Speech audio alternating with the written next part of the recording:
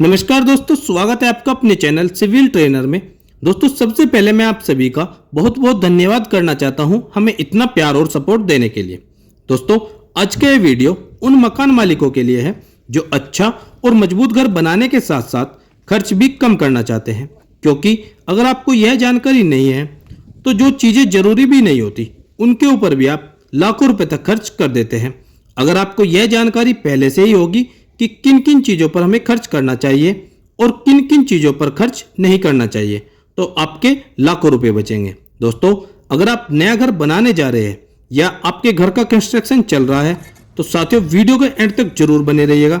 मैं आपसे पक्का प्रॉमिस करता हूं, यह वीडियो देखने के बाद अगर आप इन सभी कामों को अच्छे से कंस्ट्रक्शन करते हुए इम्प्लीमेंट करते हैं तो लाखों रुपए आपके जरूर बचेंगे। सबसे पहला पॉइंट आता है 9 इंच और 4 इंच का ब्रिक वॉल। साथियों, अगर आप फ्रेम स्ट्रक्चर में घर बना रहे हैं तो आप बाहरी दीवारें 9 इंच मोटाई की रखें और अंदर की सभी दीवारें 4 इंच मोटाई की रखें। इससे आपको यह फायदा होगा कि आपकी 9 इंच की जगह इनर साइड में भी आप 4 इंच का अगर ब्रिक वॉल करते हैं तो इसमें आपकी ईंटें कम लगेगी। यानी कि जैसे कि आप जानते हैं, जितना कम मोटाई की दीवार होगी उतना ही कम ईंटें लगेगी। साथ ही ईंटों में लगने वाला मसाला भी कम लगेगा। इसी के साथ साथ लेबर कॉस्ट भी कम हो जाएगी। तो इसलिए आप इनर वॉल्स यानी कि अंदरूनी दीवारों में 4 इंच का ब्रिक वर्क कर सकते हैं। वहीं अगर आप लोड बेयरिंग स्ट्रक्चर के साथ जाते हैं तो फिर आपको बाहरी और इनर की सभी दीवारें 9 इंच मोटाई की ही रखनी चाहिए, जो कि मजबूती के लिहाज से अच्छा रहता है। अब नेक्स्ट पॉइंट आ जाता है सीमेंट, क्योंकि घर को बनाने के लिए सीमेंट जरूरी होता है। फिर चाहे आपका ब्रिक वर्क हो, concrete work, plastering work, flooring या फिर आपकी टाइल्स वर्क हो, इन सभी कामों के लिए सीमेंट बहुत जरूरी होता है। अब यहाँ पर सीमेंट कंपनियां तरह तरह के सुंदर सुंदर बैग बनाकर उनके रेट को 20 से 30 रुपए तक बढ़ा देती है। अब आप भी यह समझते हैं कि जब हम घर बनवा ही रहे हैं और इतना खर्च कर रहे हैं तो 20 से 30 रुपए में क्या ही फर्क पड़ता है। लेकिन मैं आपको बता देना चाहता हूं, बहुत सी सीमेंट कंपनियां सिर्फ बैग्स को चेंज करके ही उससे आपको 20 से 30 रुपए एक्स्ट्रा चार्ज कर देते हैं। अगर वाकई में यह सीमेंट ज़्यादा अच्छा होता है तो बड़ी बड़ी बिल्डिंग्स में या फिर बड़े बड़े प्रोजेक्ट्स में कुछ इस तरह के फैंसी सीमेंट का यूज़ क्यों नहीं किया जाता। इसलिए दोस्तों, आप सीमेंट खरीदते हुए इन बातों का जरूर ध्यान रखें। सबसे पहले, सीमेंट आपका 3 महीने पुराना न हो, यानी कि जिस दिन आप सीमेंट का यूज़ कर रहे हैं उस दिन से आपका 3 महीने से ज़्यादा पुराना सीमेंट न हो। दूसरा, सीमेंट में छोटी या मोटी डलियां नहीं बनी होनी चाहिए, यानी कि गांठें नहीं होनी चाहिए। अब मैं आपको बता दूं कि जनरली कंपनियां 2 तरह के सीमेंट बनाती हैं, पीपीसी और OPC. PPC means Portland pozzolana cement और ओपीसी ऑर्डिनरी पोर्टलैंड सीमेंट।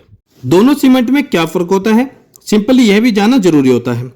दोस्तों, शुरुआती 7 से 14 दिनों में ओपीसी सीमेंट की सेटिंग फास्ट होती है पीपीसी के मुकाबले।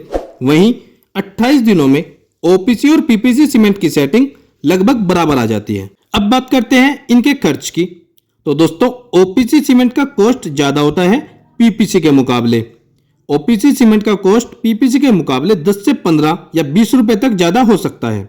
तो दोस्तों, अगर आप अच्छा घर बनाना चाहते हैं और साथ ही खर्च भी कम करना चाहते हैं तो आप पीपीसी सीमेंट का इस्तेमाल करें। अब हमारा नेक्स्ट पॉइंट आ जाता है घर का एलिवेशन।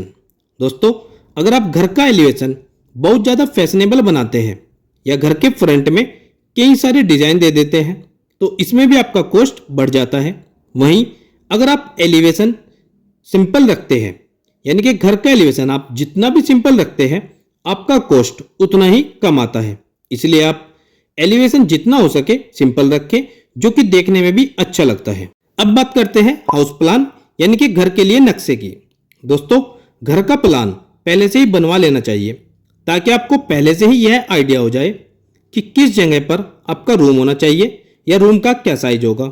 वैसे ही किचन, टॉयलेट, बाथरूम, हॉल या वगैरह का साइज और लोकेशन के बारे में आपको पहले से ही एक सटीक आइडिया हो जाए। और अगर आपको किसी भी तरह के चेंजेस करने हो तो आप यह सब प्लान में पहले से ही देख के चेंज कर लें, ताकि घर बनाते हुए आपको किसी भी तरह के चेंजेस न करने पड़े। क्योंकि कई जगह पर मैंने देखा है कि जब घर बनने लगता है तो मकान मालिक रूम के साइज को घटाने या बढ़ाने के लिए दीवार करने के बावजूद उसको तोड़ने या फिर वापस उसको बनाने में बहुत ज़्यादा पैसा वेस्ट कर देते हैं। इसलिए उन सभी खर्च से बचने के लिए आप यह काम पहले ही घर का नक्शा बनवाते हुए यानी कि प्लान बनाते हुए ही देख ले और घर में सभी घर के मेंबर से डिस्कशन करने के बाद ही इस प्लान को फाइनल करें। उसके बाद आप अपने घर का काम स्टार्ट करें। अब नेक्स्ट पॉइंट आ जाता है सिंगल या फिर डुप्लेक्स हाउस। जी हाँ दोस्तों, अगर आप डुप्लेक्स हाउस बनाते हैं तो इसमें आपका कॉलम, फुटिंग या प्लिंथ बीम तक का बहुत खर्च बच जाता है। वह कैसे?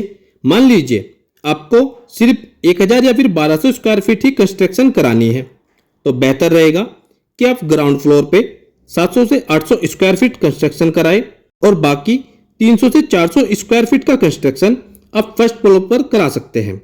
इसमें आपको नंबर ऑफ कॉलम्स कम लगेंगे, नंबर ऑफ फुटिंग भी आपकी कम लगेगी और साथ ही प्लिंथ बीम भी कम रहेगा। तो इसलिए आप इन खर्च को बचाने के लिए डुप्लेक्स के साथ जा सकते हैं, जो कि एक अच्छा ऑप्शन है और डुप्लेक्स हाउस देखने में भी अच्छे लगते हैं। अब हमारा नेक्स्ट पॉइंट आ जाता है रेड ब्रिक या फ्लाई ऐश एसीसी ब्लॉक। दोस्तों, जैसे कि आप जानते हैं घर बनाने के लिए ईंटों की आवश्यकता होती है। मार्केट में आपके लिए जनरली 3 ऑप्शन अवेलेबल है। पहला रेड ब्रिक, दूसरा फ्लाई ऐश ब्रिक और तीसरा डबल एसी ब्लॉक। दोस्तों, अगर आपने फ्रेम स्ट्रक्चर में घर बनाया है, it means footing, column, beams वगैरह का इस्तेमाल किया है, तो ऐसी कंडीशन में आप इन तीनों में से किसी का भी इस्तेमाल कर सकते हैं। अब अगर बात करें इन तीनों में से किसे यूज करने में कम खर्च आता है, तो वह है आपका डबल एसी ब्लॉक, क्योंकि डबल एसी ब्लॉक का कॉस्ट थोड़ा कम आ सकता है। इसका कारण यह है कि डबल एसी ब्लॉक का एरिया ज्यादा होता है, जिस तरह से इसमें मोटार यानी कि मसाला भी कम लगता है, साथ ही लेबर कॉस्ट भी कम हो जाता है और सरफेस प्लेन होने की वजह से प्लास्टर की थिकनेस भी बहुत कम रहती है। ओवरऑल बात करें डबल एसी ब्लॉक का इस्तेमाल करने से खर्च कम होता है। अब उसी तरह से आप फ्लोरिंग में मार्बल का इस्तेमाल कर सकते हैं या टाइल्स का इस्तेमाल कर सकते हैं या फिर पीवीसी विनाइल फ्लोरिंग का भी इस्तेमाल किया जा सकता है। अब इनमें से सबसे अच्छा विकल्प है वह है टाइल। जी हाँ दोस्तों, टाइल का खर्च मार्बल के मुकाबले बहुत कम आ जाता है। पर अब आप कहेंगे कि पीवीसी विनाइल फ्लोरिंग यानी कि कारपेट लगाना हमारे लिए सस्ता ऑप्शन बन जाता है, तो आप टाइल्स लगाने के लिए क्यों बोल रहे हैं?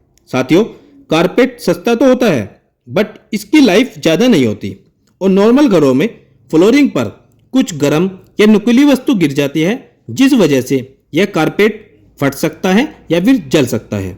और वैसे भी कारपेट की लाइफ बस 4 या 5 साल तक ही होती है, तो इसमें आपके लिए सबसे बेस्ट ऑप्शन आ जाता है वह है टाइल्स वर्क।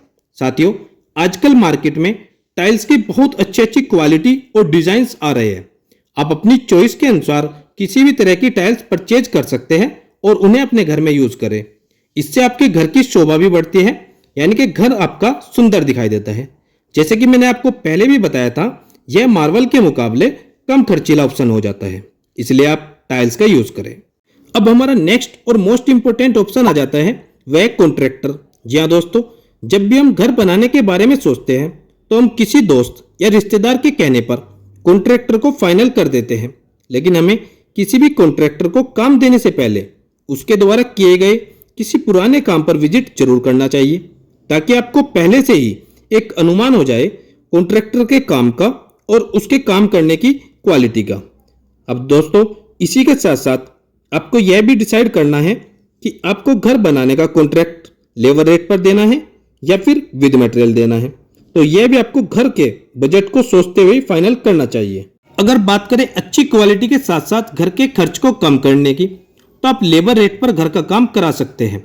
कॉन्ट्रैक्टर से पहले ही आपको एक एग्रीमेंट बना लेना है, जिसमें आपको यह सब चीजें पहले से ही लिख लेनी है, जैसे कॉन्ट्रैक्टर का पेमेंट किस किस समय पर और कैसे कैसे करना है और कॉन्ट्रैक्टर आपको क्या क्या काम करके देगा।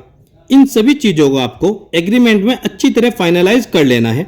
उसी के बाद आप अपने घर का काम स्टार्ट करें, ताकि आपको घर बनाते समय किसी भी तरह की दिक्कत न आए। अब नेक्स्ट पॉइंट आ जाता है आपका स्टील यानी कि सरिया। जी हाँ दोस्तों, मार्केट में आपको 2 तरह के स्टील मिलते हैं। पहला है प्राइमरी स्टील और दूसरा सेकेंडरी स्टील। अब प्राइमरी स्टील जो रहता है इसका कॉस्ट थोड़ा ज़्यादा होता है सेकेंडरी स्टील के मुकाबले। दोस्तों वैसे ज़्यादातर आपको नॉर्मल घरों में सेकेंडरी स्टील ही देखने को मिलता है। प्राइमरी स्टील का यूज ज़्यादातर हाई राइज बिल्डिंग, रोड या ब्रिज वगैरह में किया जाता है। बात करें कम खर्च की, तो आप अपने पर्टिकुलर एरिया का कोई लोकल ब्रांड यानी कि लोकल ब्रांड का कोई सेकेंडरी स्टील यूज कर सकते हैं। वह इसमें आपको यह ध्यान रखना है कि स्टील आपका Fe 550 या फिर Fe 550 HD ग्रेड से कम न हो। साथ ही ISI मार्क और सर्टिफिकेशन वगैरह भी देख ले। अब अगला और मोस्ट इंपोर्टेंट पॉइंट आ जाता है, वह है टाइम।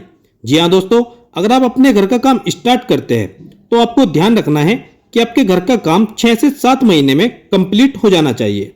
अगर आप इसमें 1 या 2 साल का समय लगाते हैं तो इसमें आपके घर का खर्च बढ़ जाता है। वह कैसे? जैसे कि आप जानते हैं दोस्तों, धीरे धीरे मटेरियल्स और लेबर की कॉस्ट बढ़ती जाती है। इसलिए अगर आप 6 से 7 महीने के अंदर ही आप अपने घर का काम कंप्लीट कर देते हैं तो इसमें आपका बहुत पैसा सेफ होगा। अब हम बात करते हैं किसी भी तरह के घर में यूज होने वाले मटेरियल की। साथियों, अक्सर कर मकान मालिक मटेरियल परचेज करते हुए यहाँ पर गलती कर देते हैं। आपको ध्यान रखना है, किसी भी मटेरियल को परचेज करने से पहले आप उस मटेरियल की प्रॉपर नपाई कर ले। जितनी आवश्यकता हो उतना ही मटेरियल परचेज करें। अगर आप ऐसा करते हैं तो थोड़ा थोड़ा मिलाकर ही आपका बहुत पैसा सेफ होगा। साथ ही मटेरियल के रखरखाव की बात करें तो आप किसी भी मटेरियल के रखरखाव का भी प्रॉपर ध्यान रखें। अब अगला और मोस्ट इंपोर्टेंट पॉइंट आ जाता है वेस्टेज। दोस्तों, घर बनाते हुए यह आपकी ज्यादा जिम्मेदारी बन जाती है कि आप वेस्टेज होने से रोकें और समय समय पर ठेकेदार या फिर आपके पास काम करने वाले मेसन या लेबर को भी बोलते रहे, क्योंकि वेस्टेज से न आपको कोई फायदा होता है और न ही आपके ठेकेदार को। इसलिए जितना भी आप वेस्टेज होने से बचाएंगे उतना ही आपका खर्च कम होगा। तो साथियों, यह तो थी कुछ ऐसी बातें जो आपको घर बनाते हुए जरूर ध्यान रखनी चाहिए। इससे आपका घर भी मजबूत बनेगा, साथ ही आपका खर्च भी कम होगा। उम्मीद करता हूं मेरे प्यारे दोस्तों आपको वीडियो अच्छी लगी होगी। आपको वीडियो कैसी लगी प्लीज आप एक कमेंट जरूर कीजिएगा। मैं आपकी कमेंट का रिप्लाई करने की कोशिश भी जरूर करूंगा। दोस्तों, अगर आपको वीडियो अच्छी लगी तो प्लीज वीडियो को लाइक, चैनल को सब्सक्राइब और मेरी आने वाली और भी अच्छी वीडियो की नोटिफिकेशन के लिए बेल आइकन को प्रेस करना मत भूलिएगा। मिलते हैं दोस्तों एक और नए वीडियो में, एक और नए वीडियो लेक्चर के साथ। तब तक दोस्तों आप सबको मेरा नमस्कार और वीडियो में अंत तक बने रहने के लिए आप सभी का बहुत बहुत धन्यवाद।